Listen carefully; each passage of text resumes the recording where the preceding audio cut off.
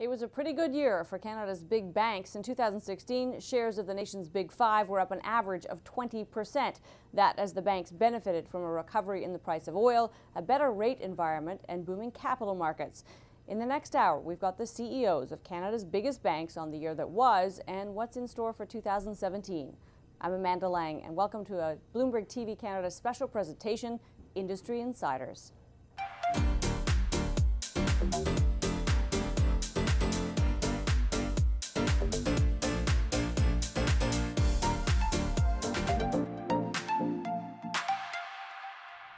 We start with Canada's oldest lender, Bank of Montreal.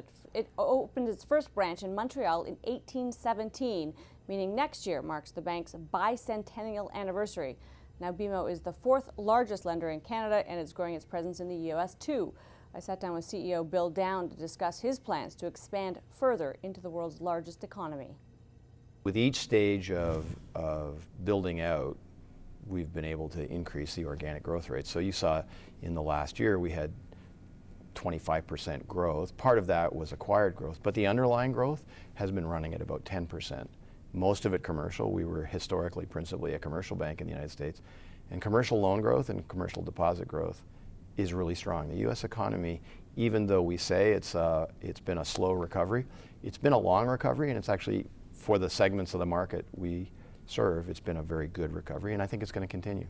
And so because there's that good exposure and you've managed those acquisitions so well, is that a place, I know you've said you'd look to do kind of tuck-in acquisitions. Is there anything big that you would look to do down there?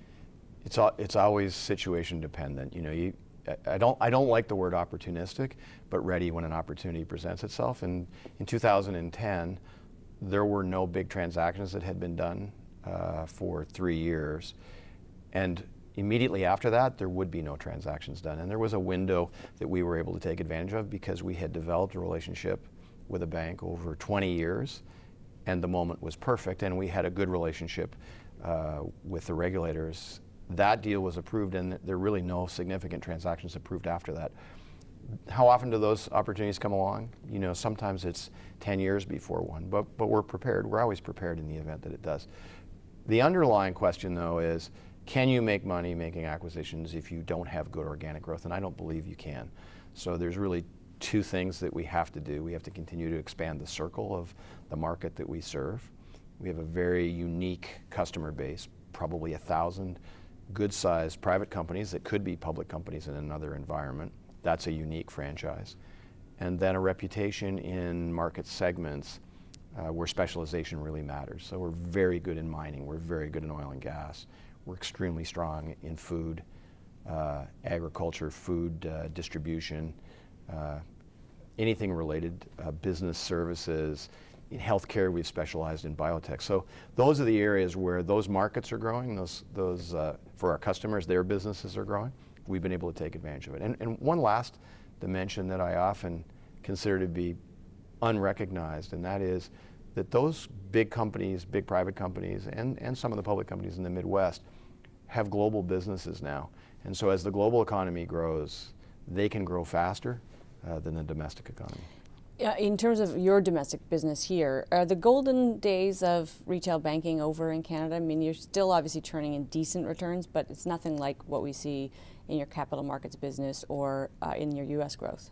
Well, retail banking in Canada has grown because the population has been growing a little bit faster than it used to. So higher immigration, population growth has been above trend, and urbanization. So people moving into the biggest cities has created demand for housing, and that's why over the last decade, very strong housing growth. But you can see that coming down, and I've said before that if personal banking in Canada grew at 5% on the top line, and controlled their expenses, so maybe 3% expenses, they could have 6 or 7% earnings growth over a long period of time. So mature businesses are good businesses. I don't know what a golden day is, but having good, strong, profitable, mature businesses is a complement to the other areas where the bank grows. That business, though, the mature business, faces serious disruption. And there's some debate about what it looks like when it comes and how severe it might be for the banks. BMO's really made a serious investment on the mobile side. You're clearly focusing on getting ahead of this. What's your strategy to make sure you don't get disrupted? Your underlying architecture has to be built in order to be able to do things in a mobile environment quickly. So slide things onto the platform. Because trial and error, you can come up with many applications. The customer tries it. They think it's going to be interesting, but maybe it's more trouble than it was worth. Other things, you're not even sure that there's something there, and it takes off. So we've put more effort in the last 7 years into the underlying architecture, the way our big systems work, the way the front ends react with those, and how we manage customer information, so that if you look at the last 2 or 3 years, you can say, oh my gosh, what did you guys do? You've done a lot of really interesting things in the mobile space. It's true, but we've been able to put that on a platform that is very flexible. I've got to ask you about something that's coming the bank's way, and that is this conversation with the feds about risk sharing on mortgages. At the moment, there are risk-free assets on your balance sheet that could be reclassified as risky, and I know you're all watching leverage ratios. Where in that conversation do you kind of put your hand up and say, don't make these riskier assets for us because it means something to our capital base?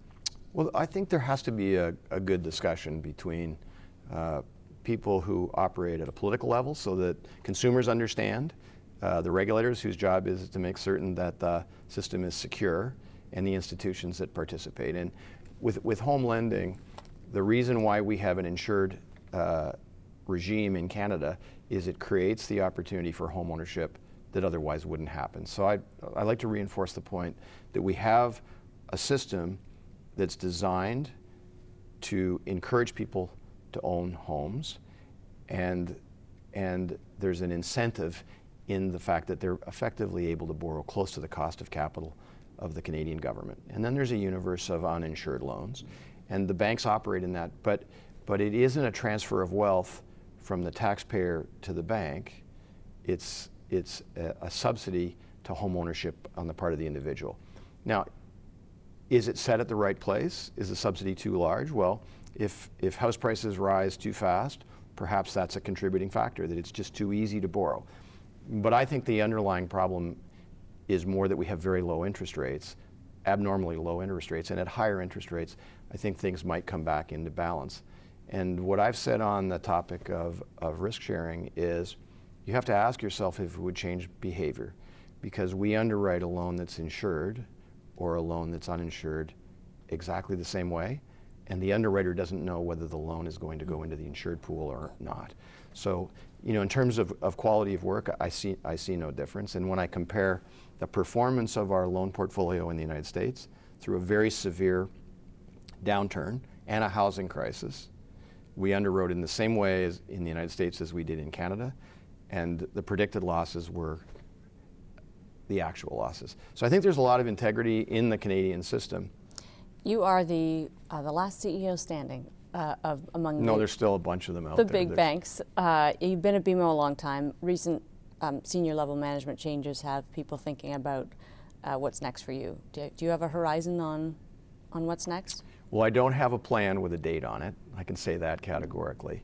The changes we've been making are really a pattern that you can look back over the last 6 or 7 years, where we just keep building the capabilities of a very talented management team. We have a lot of depth. When I look at the bank today relative to the way it was a decade ago or even 2 decades ago, we didn't think that way. Today, I can go across every position in management and say, very deep talent, but cross-trained. We're moving people between roles so that so we have many opportunities, and then below all of those people, we also have depth. So, I think our succession plan is evident in the depth of the bench and the capabilities, and it reduces uncertainty. And as to what I'll do, well, time will tell. That was Bank of Montreal CEO Bill Downe. Still ahead, a look at Scotiabank's global strategy with its CEO Brian Porter.